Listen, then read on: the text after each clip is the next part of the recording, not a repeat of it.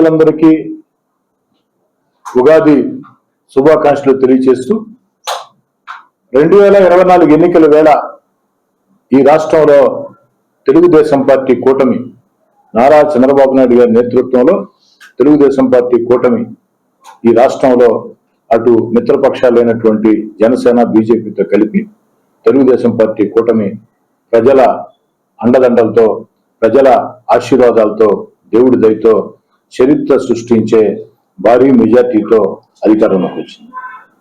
అయితే తెలుగుదేశం పార్టీ కూటమి అధికారంలోకి వచ్చి ఈ రాష్ట్రంలో ప్రభుత్వం ఏర్పాటు చేసే నాటికి గత వైఎస్ఆర్ కాంగ్రెస్ పార్టీ విధానాలతో రాష్ట్రం ఆర్థికంగా దివాలా తీసింది. అన్ని రకాల ఆర్థికంగా దివాలా తీసిన రాష్ట్రంలో చంద్రబాబు నాయుడు గారు తన అపార పరిపాలనా దక్షతతో తన బ్రాండ్ ఇమేజ్ తో రాష్ట్రంలో మళ్ళీ ఈ రాష్ట్రాన్ని గాడిన పెట్టేదానికి అనేక ప్రయత్నాలు చేస్తూ వచ్చారు. ఆ ప్రయత్నాల్లో భాగంగా ఒక పక్క అభివృద్ధిని పరుగులు పెట్టిస్తూ రాష్ట్రం అంతా కూడా అభివృద్ధిని పరుగులు పెట్టిస్తూ మరో పక్క సంక్షేమ పథకాలు కొనసాగిస్తూ మరో పక్క ఎన్నికల్లో ఇచ్చిన హామీలు ఒక్కొక్కటి నెరవేర్చుకుంటూ వస్తూ మరో పక్క ప్రపంచంలో రాజధాని లేని రాష్ట్రం ఆంధ్రప్రదేశ్ కి అద్భుత రాజధాని అమరావతిని నిర్మిస్తూ మరో పక్క రాష్ట్ర దశ దిశ మార్చే పోలవరాన్ని పరుగులు పెట్టిస్తూ అన్నిటికీ మించి భావితరాలకి ఉపయోగపడేదానికి భావితరాలకి ఉద్యోగాల కల్పన కోసం తన బ్రాండ్ ఇమేజ్ తో అపార పరిపాలనా దక్షతతో రాష్ట్ర ముఖ్యమంత్రిగా చంద్రబాబు నాయుడు గారు, ఉప ముఖ్యమంత్రిగా పవన్ కళ్యాణ్ గారు, యువనేత నారా లోకేష్ గారు, భారత ప్రధాని నరేంద్ర మోడీ గారి ఆశీస్సులతో ఆంధ్రప్రదేశ్ కి లక్షల కోట్ల పెట్టుబడులు మొత్తం ఆకర్షిస్తూ భవిష్యత్తులో మన బిడ్డలకి లక్షల మంది ఉద్యోగాలు ఇచ్చేదానికి మార్గం ఏర్పాటు చేస్తున్నారు. వాస్తవంగా చెప్పుకోవాలంటే గత వైఎస్ఆర్ కాంగ్రెస్ పార్టీ విధానాలతో అన్ని రకాల దివాలా తీసిన రాష్ట్రాన్ని ఈ రోజు తెలుగుదేశం పార్టీ కూటమి గాడిన పెట్టింది. దాటి పరుగులు తీస్తా ఏదైతే తెలుగుదేశం పార్టీ కూటమి అధికారంలోకి వచ్చిన తర్వాత 20 నెలల పరిపాలనలో 30,000 ఉద్యోగాల్ని ప్రభుత్వ ఉద్యోగాల్ని భర్తీ చేయడమే కాకుండా ఈనాడు జాబ్ క్యాలెండర్ పేరుతో మరో 10,000 ఉద్యోగాలకి శ్రీకారం చుట్టడం జరిగింది. 20 నెలల్లో 30,000 ప్రభుత్వ ఉద్యోగాల్ని భర్తీ చేయడమే కాకుండా ఈనాడు ఉగాది కానుకగా రాష్ట్ర ప్రజలందరూ కూడా మరో 10,000 ఉద్యోగాల్ని జాబ్ క్యాలెండర్ ని ప్రభుత్వ ఉద్యోగాలు మరో 10,000 ప్రభుత్వ ఉద్యోగాలు భర్తీ చేసేదానికి జాబ్ క్యాలెండర్ ని ప్రకటించడం జరిగింది. ఏదైతే ఆనాటి వైఎస్ఆర్ కాంగ్రెస్ పార్టీ ప్రభుత్వంలో వైఎస్ఆర్ కాంగ్రెస్ పార్టీ ప్రభుత్వ ప్రజా వ్యతిరేక నిర్ణయాల వ్యతిరేకంగా యువ నేత నారా లోకేష్ గారు రాష్ట్రం అంతా కూడా వేలాది కిలోమీటర్ల పాదయాత్ర చేశారు.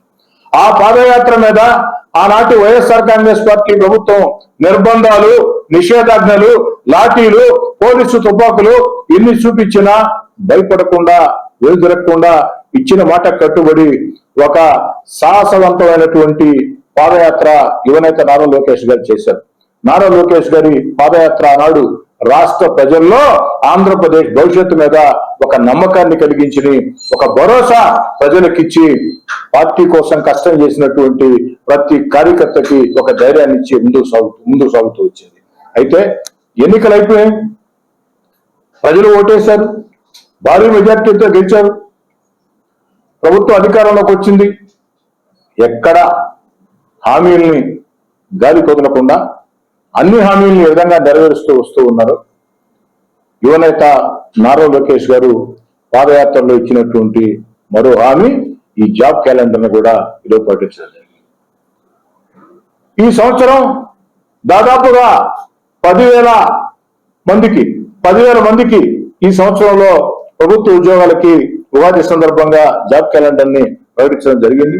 అంతేకాకుండా 20 నెలల పరిపాలనలోనే 20,000 ఉద్యోగాలకి ప్రభుత్వ ఉద్యోగాల్ని భర్తీ చేయడం జరిగింది. ఇది ఒక చరిత్ర. అంతేకాకుండా ఆనాడు చంద్రబాబు నాయుడు గారు యువనేత నారా లోకేష్ ఒక మాట ఇచ్చారు. 20 లక్షల కోట్ల పెట్టుబడులు ఆంధ్రప్రదేశ్ కి తీసుకొస్తాం, 20 లక్షల ఉద్యోగాలు అక్షరాల 5 ఏళ్ల పరిపాలన ఇస్తామని. అందులో భాగంగా ఇప్పటికే 23 లక్షల కోట్ల పెట్టుబడులతో 23 లక్షల ఉద్యోగాల కల్పనకి శ్రీకారం చుట్టడం జరిగింది. ఎన్నికల్లో ఇచ్చిన హామీ జాబ్ క్యాలెండర్, మెగా డిఎస్సి, ప్రభుత్వ ఉద్యోగాల భర్తీయే కాకుండా ఏదైతే పెట్టుబడులు ఆకర్షించి భవిష్యత్ బిడ్డలకి ఉద్యోగాలకి 5 ఏళ్లు తెలుగుదేశం పార్టీ కూటమి పరిపాలనలో 20 లక్షల ఉద్యోగాలు కల్పిస్తామన్న మాట ఇచ్చి ఆ మాట కట్టుబడి ఇప్పటికే 23 లక్షల కోట్ల పెట్టుబడులు ఆకర్షించి దీనివల్ల 23 లక్షల ఉద్యోగాలకి శ్రీకారం చుట్టడం జరిగింది. అదేవిధంగా యువత సంక్షేమం, నైపుణ్యాభివృద్ధి, ఉపాధి అవకాశాలకి బడ్జెట్ లో 439 కోట్లు కేటాయించినటువంటి కూటమి ప్రభుత్వం. అధికారం చేపట్టిన మొదటి రోజే తొలి సంతకం మెగా డిఎస్సిపై పెట్టి 16,347 టీచర్లు పోస్టు నోటిఫికేషన్ ఇచ్చి 15,941 టీచర్ల పోస్టులు భర్తీ చేసి పోలీస్ శాఖలో 6,100 కానిస్టేబుల్, 411 మంది సబ్ ఇన్స్పెక్టర్ పోస్టుల్ని భర్తీ చేయడం జరిగింది. ఈనాడు మరో 10,000 ఉద్యోగాలకి జాబ్ క్యాలెండర్ ని ఇవ్వడం జరిగింది. కాబట్టి రాష్ట్ర ప్రజలందరికీ మనవి చేస్తూ ఉన్న గత వైఎస్ఆర్ కాంగ్రెస్ పార్టీ విధానాలతో ఆర్థికంగా దివాలా తీసి జాతీయంగా అంతర్జాతీయంగా ఆంధ్రప్రదేశ్ అన్ని రకాల నష్టపోయింది. ఆ నష్టపోయిన ఆంధ్రప్రదేశ్ గౌరవాన్ని పెంచుతూ ఆంధ్రప్రదేశ్ లో భవిష్యత్ అవకాశాలు అద్భుతంగా ఉన్నాయని ప్రపంచానికి చాటుతూ తన అపార పరిపాలనా దక్షతతో ముందుకు సాగుతున్నటువంటి చంద్రబాబు నాయుడు గారికి, ఉప ముఖ్యమంత్రి పవన్ కళ్యాణ్ గారికి, యువనేత నారా లోకేష్ గారికి, తెలుగుదేశం పార్టీ కూటమికి ప్రజలందరి మద్దతు ఇవ్వాలని, ఈ వయసులో కూడా చంద్రబాబు నాయుడు గారు అంత కష్టించి రాష్ట్రం కోసం పనిచేస్తున్నాడు. ప్రజల అండా దండ ఎప్పటికీ ఉండాలని, మరో 15-20 సంవత్సరాలు ఇదే పరిస్థితి ఆంధ్ర రాష్ట్రంలో తెలుగుదేశం పార్టీ కూటమి కొనసాగితే భవిష్యత్ ఆంధ్రప్రదేశ్ చిత్రపటమే అద్భుతంగా తయారవుతుంది. ఒక్క మాట ప్రజలు చెప్తూ ఉన్న 25 ఏళ్ల ముందు చంద్రబాబు నాయుడు గారు కంప్యూటర్లు అంటే ఆనాడు చాలా మంది హేళన చేశారు. కంప్యూటర్లు గూడు కట్టాయా, ఈ కంప్యూటర్లు పనికి పనులు పెంచుకుంది. మరి ఈ 25 ఏళ్లలో కంప్యూటర్లు గూడు కట్టడమే కాదు కొన్ని లక్షల మంది మన బిడ్డలకి జాతీయంగా అంతర్జాతీయంగా బ్రహ్మాండమైనటువంటి సాఫ్ట్వేర్ ఉద్యోగాలు రావడం జరిగింది. మరి ఆనాడు ముందు చూపుతో చంద్రబాబు నాయుడు గారు కంప్యూటర్ రంగాన్ని దేశంలో ఎక్కడా లేని విధంగా ఆంధ్రప్రదేశ్ లో ప్రోత్సహించబట్టే ఈనాడు 2 తెలుగు రాష్ట్రాల్లో కూడా తెలుగు ప్రజలు జాతీయంగా అంతర్జాతీయంగా ఎక్కువ మంది కీలక స్థానాల్లో ఉన్నారు, మంచి ఉద్యోగాలు చేసుకుంటూ ఉన్నారు. మరి ముందు చూపు రాజకీయ నేతకి ఉండాల్సినటువంటి ప్రథమ కర్తవ్యం, ఆ యొక్క రాజనీతిజ్ఞుడు ముందుగా భావి తరాల గురించి ఆలోచన చేస్తారు. సాధారణ రాజకీయ నాయకులైతే వచ్చే ఎన్నికల్లో ఓట్ల కోసం ఆలోచన చేస్తారు. రాజనీతిజ్ఞులు రాబోయే తరాల గురించి ఆలోచన చేస్తారు. ఆ రాజనీతిజ్ఞుడు చంద్రబాబు నాయుడు గారు వ్యవహరించి కంప్యూటర్లని ముందుగా ఆంధ్రప్రదేశ్ లో ఆనాడు 2 తెలుగు రాష్ట్రాల్లో ఉమ్మడి ఆంధ్రప్రదేశ్ ముఖ్యమంత్రిగా ప్రోత్సహించబట్టే ఈరోజు మన తెలుగు వాళ్ళు ప్రపంచం అంతా కూడా కొన్ని లక్షల మంది ఉన్నారు.